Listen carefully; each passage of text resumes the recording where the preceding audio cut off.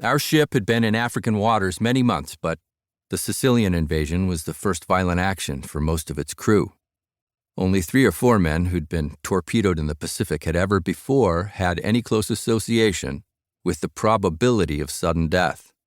So I know the sailors went into that action just as soldiers go into the first battle, outwardly calm, but inside frightened and sick with worry. It's the lull in the last couple of days before starting that hits so hard.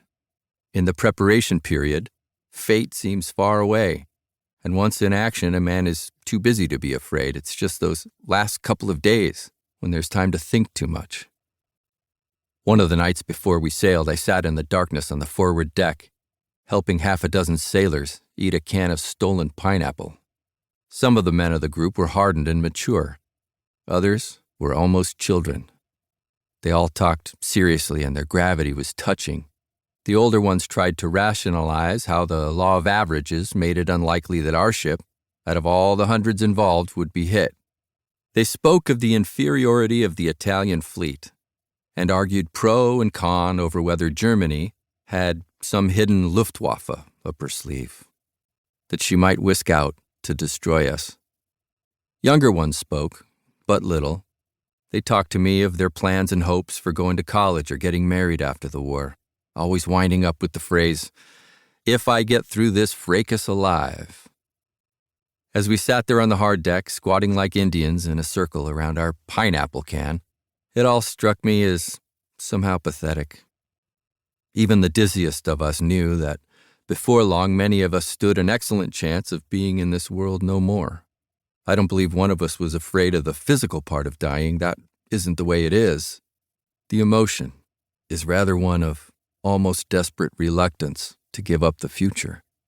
I suppose that's splitting hairs, and that it really all comes under the heading of fear. Yet, somehow, there is a difference. These gravely yearned-for futures of men going into battle include so many things. Things such as seeing the old lady again, of going to college, of staying in the Navy for a career, of holding on your knee just once your own kid whom you've never seen, of again becoming champion salesman of your territory, of driving a coal truck around the streets of Kansas City once more, and, yes, even of just sitting in the sun once more on the south side of a house in New Mexico. When we huddled around together on the dark decks, it was these little hopes and ambitions that made up the sum total of our worry at leaving, rather than any visualization of physical agony to come. Our deck and the shelf-like deck above us were dotted with small knots of men talking. I deliberately listened around for a while. Each group were talking in some way about their chances of survival. A dozen times I overheard the same remark. Well, I don't worry about it because I look at it this way. If your number's up, then it's up. And if it isn't, you'll come through no matter what. Every single person who expressed himself that way was a liar and knew it. But hell, a guy has to say something. I heard oldsters offering to make bets at even money that we wouldn't get hit at all, and 2-to-1, we wouldn't get hit seriously. Those were the offers, but I don't think any bets actually were made. Somehow it seemed sacrilegious to bet on our own lives. Once I heard somebody in the darkness start cussing and give this answer to some sailor critic who was proclaiming how he'd run things. Well, I figure that captain up there in the cabin has got a little more in his noggin than you have, or he wouldn't be captain, so I'll put my money on him.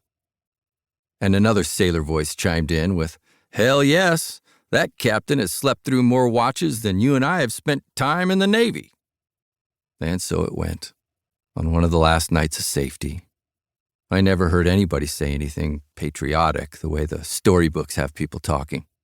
There was philosophizing, but it was simple and undramatic. I'm sure no man would have stayed ashore if he'd been given the chance. There was something bigger in him than the awful dread that would have made him want to stay safe on land. With me, that something probably was an irresistible egoism in seeing myself part of an historic naval movement. With others, I think it was just the application of plain, unspoken, even unrecognized patriotism.